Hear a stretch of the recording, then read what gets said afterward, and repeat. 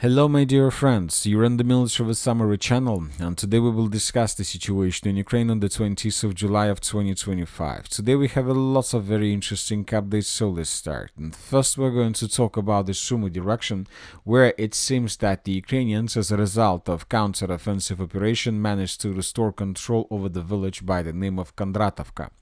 During the previous 24 hours we had lots of very interesting videos where we could see how Russians were bombing and attacking positions of the armed forces of Ukraine on the territory of the settlement.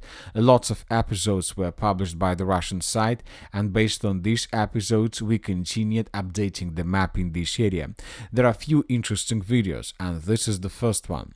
In this video we can see how a Russian drone was flying above the settlement in the northern part, and in this moment we can see how the Russian drone attacked the Ukrainian flag that was established most likely by a soldier of the armed forces of Ukraine.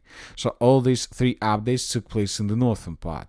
But during the day, right before we started making this video more precisely, we got another video published by the Russians. And in this video we can see how Russians attacked the central part of the settlement of Kindrativka with aviation, which means that the Russians attacked first of all positions of the armed forces of Ukraine on the territory of the settlement. So this attack was geolocated, and this is exactly the buildings that were attacked by the Russians. And based on this video we understood that we should update the map, and we colored the southern part of the settlement, but telling the truth we updated the map softly. It seems that the entire village is already under complete Ukrainian control. Maybe the Russians control but just probably 2 streets in the eastern part of the settlement. So summarizing everything, I would say that if we continue receiving updates from the village of Kindrativka, and we believe that we will, most likely we will adjust the map of the settlement in Ukrainian favor during the next 24 hours. It seems that based on all these geolocations, the Russians lost control over the territory. Maybe there are still pockets of resistance, let's say in the territory of the central part of the settlement and probably on the territory of the eastern part of the settlement, but now the Ukrainians are trying to do everything they can with the purpose to secure these pockets and to force the Russians to fall back completely. So it seems that the battle either has been already finished or the Ukrainians are about to establish complete control over this territory. Right after the settlement of Kindrativka, Ukrainians will continue their counter-offensive in the direction of Constantinivka, and the Russians will be forced to fight with the Ukrainians on the area of Alexeyevka. These two villages are the next task of the armed forces of Ukraine if they continue their counter-offensive operation, but most likely they will continue. Now let's move further and let's discuss the situation in the Siversk direction. The second or even the third day in a row we continue receiving a significant number of updates exactly from this area. For example, this is the situation in the area of the city of Siversk that took place during the previous 3 days starting from the 18th of July. We have at least 3 areas of concentration of Russian fire: the western part of the village of Serebryanka, the central and the northeastern part of the city of Siversk, and the fields to the southeast of the city of Siversk itself. So it seems that the Russians are preparing for something. It seems that the Russians are going to continue their offensive operation, and currently they're trying to destroy as many as possible Ukrainian positions, vehicles and equipment that Ukrainians established all over the entire territory of this front line. At the same time, the Russians managed to improve their positions during the previous 24 hours, at least according to neutral mappers and according to pro-Ukrainian resources. At the same time, several resources reported that Ukrainians also counterattacked and restored control over some strategical positions between the villages of Verkhnykamensk and Serebryanka. So we are talking about these two territories. So currently there are very heavy clashes, as we can see, and most likely during the next days, 2-3 days, we are going to continue getting additional changes on the ground, but most likely these changes are going to be in Russian favor. Now let's move further and let's discuss the situation in the Konstantinivka direction, because during the previous 24 hours the most interesting updates are coming from this area. First of all, let's talk about the city of Chasiv Yar. According to information we have, the Russians during the previous 24 hours managed to improve their positions in the Shevchenko micro-district. At least this information today was provided by neutral mappers. Basically, the Russians secured completely the Shevchenko micro-district, and the Russians managed to improve their positions in the most southern micro-district, the micro-district of Yuzhny. So, which means that by the end of the 20th of July of 2025, the Russians established control for more than 90% of the settlement of Chasiv Yar, and the Russians continue their offensive. In the southeastern direction of the city of Konstantinivka, we got the most important update. Today, the Minister of Defense of the Russian Federation reported that as a result of successful offensive actions, units of the Group of Forces South managed to establish complete control over the settlement by the name of Belaya Gora. So by the end of the 20th of July, this territory was colored in Russian favor. So this was very long and very difficult battle, but as we can see, the Russians managed to take the settlement and to begin the battle for the next village in this area, for the settlement of Alexandra Shultine. Currently, there are very heavy clashes on the territory of the western part of Belaya Gora and on the territory of the village of Alexandra Shultine itself. This is the last key village in this direction. If Russians are able to establish complete control over this territory and to force the Ukrainians to fall back, if the Russians are able to establish or to create something like this, this is going to be the beginning of complete collapse of this pocket. There are lots of big, huge forests in this area, and there are very strong positions of the armored forces of Ukraine, but the loss of Alexandra Shultina will force the Ukrainians to fall back from this area as soon as possible and as fast as they can in the direction of Konstantinivka.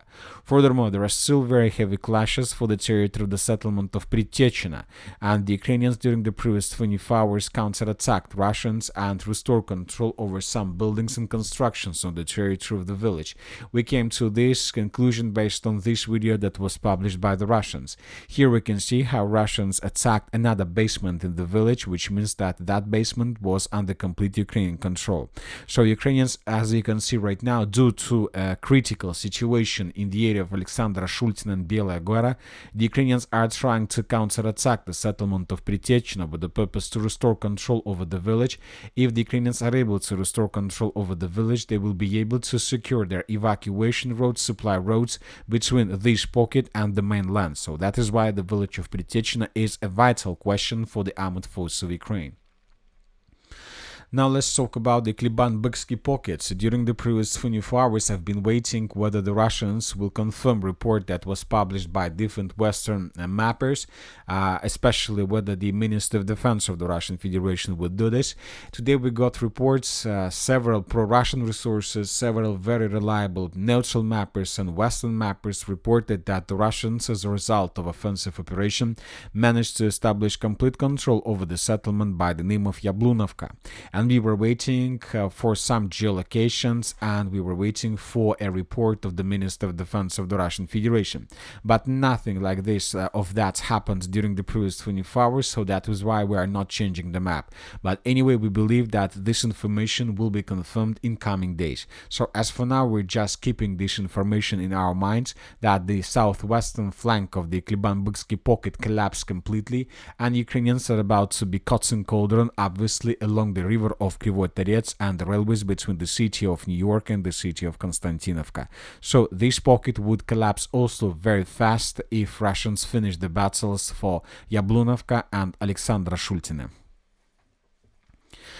As for the Pokrovsk agglomeration, during the previous 24 hours, we haven't received anything special when talking about changes on the ground. The most important changes we discussed during the previous video. The interesting statistics we have is that the Russians just during the week used more than 450 FAB airstrikes in a week in just northeast of Pokrovsk. So which means that the Russians show incredible pressure in this area, trying to destroy as many as possible Ukrainian positions and to allow their forces to move faster in the western direction. So, and we have several videos that confirm the use of Russian FAPs. So this is the city of Rodinska, the current task of the armed force of the Russian Federation. We can see that the entire city is already been attacked by the Russians, and lots of explosions, lots of funerals. So, which means that the Russians show probably the biggest pressure ever when talking about any line of combat contact. Now let's talk about the South Donetsk direction and the Dnipropetrovsk area. We have two important icons. I would like to remind you that the Russians resumed their attempts to attack. This time the Russians are trying to improve their positions to Novopavlovka from the south, and this time the Russians continue offensive operation further in the western direction. And today we received first geolocations from the village of Zeleny Gai that was published by the Ukrainian sources. In this video we can see how Ukrainians were attacking positions of the armed force of the Russian Federation on the territory of the southeastern part of the settlement. Based on this video, we came to the conclusion that the village, that the southeastern part of the settlement is already under complete Russian control, which means that the battle for the settlement of Zeleny Gai has already begun, and now the Russians are moving slowly, but they're moving further in the northwestern direction with the purpose to secure the settlement completely. As for the northern direction of the village, this territory is under very heavy fire of the Russian aviation.